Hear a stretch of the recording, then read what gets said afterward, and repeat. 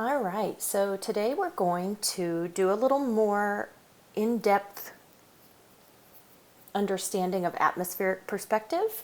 As you remember previously, we've talked about differing types of perspective, but atmospheric perspective is particularly the way in which things further in the distance start to lose their clarity, they lose their saturation, and they just overall make themselves really look like they're much further away in the distance because of how much harder they are to see through our atmosphere.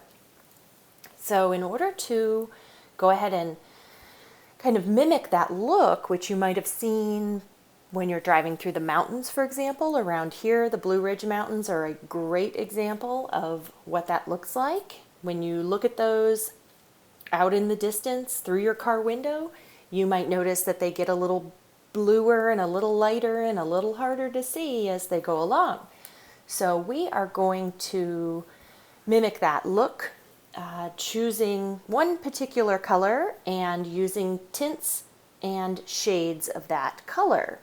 We explored the color wheel previously, and as you may remember, tints are when we add a little white if we were using paint. In Illustrator, like we'll use today, we will go ahead and lessen the transparency or the opacity. We will add black when we're making shades. And if we were doing this with colored pencils, for example, we would go ahead and use just a lighter hand or possibly a lighter shade of that same color if we had that variety of colors in our toolkit. So today we're going to go ahead and make this pretty easy in Illustrator. And what I've gone ahead already and done is I've found a pretty crisp line drawing. I've broken it down into layers. I've gone ahead and made this file available to you so you can practice with it as well.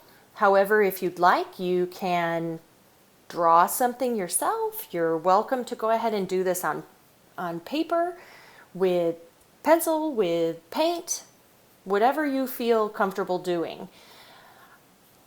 So I have chosen to go ahead and use a pretty bold orange. I have gone ahead already and made a list of shades and tints with my hue directly in the middle. I'll show you exactly how I've adjusted these. So my hue, my solid color is right there in the center. In order to make these additional colors, I go ahead into our colors and I add 10% more black. On this one, I would add 20% more black. You can make it much heavier if you'd like. You could go to a solid black if you'd like.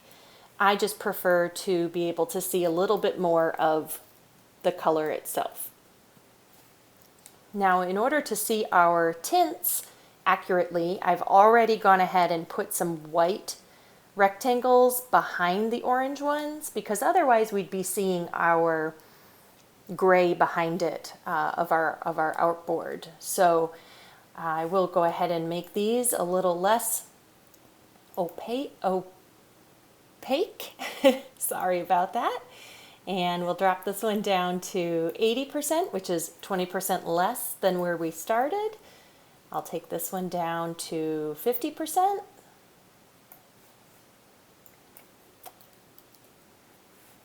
And we'll drop this one down to 20%, which is 80% less than our original hue.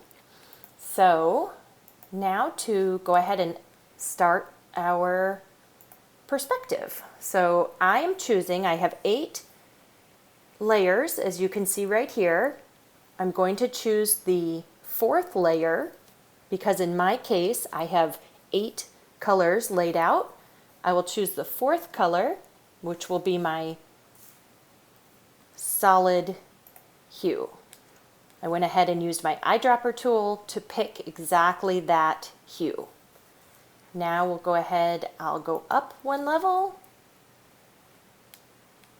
which is closer to us in perspective, and I'm going to pick a darker color. Go one more level closer to us.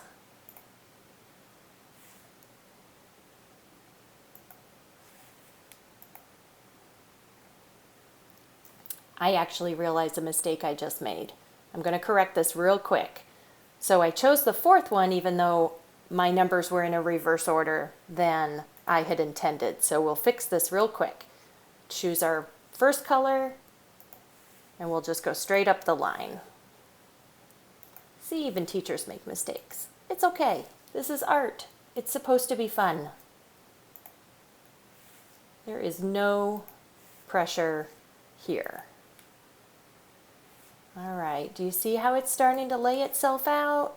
Pieces are starting to look a little further in the distance.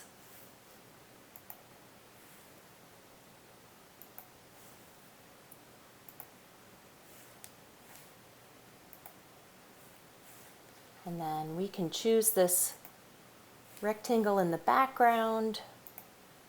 I can leave it just white, which I kind of like it that way actually. Now I'm going to select all of the layers that I colored in. They all right now have a black outline on them, and I want to get rid of that so that the colors can touch each other. So let's get rid of that and see how our piece looks. Very nice.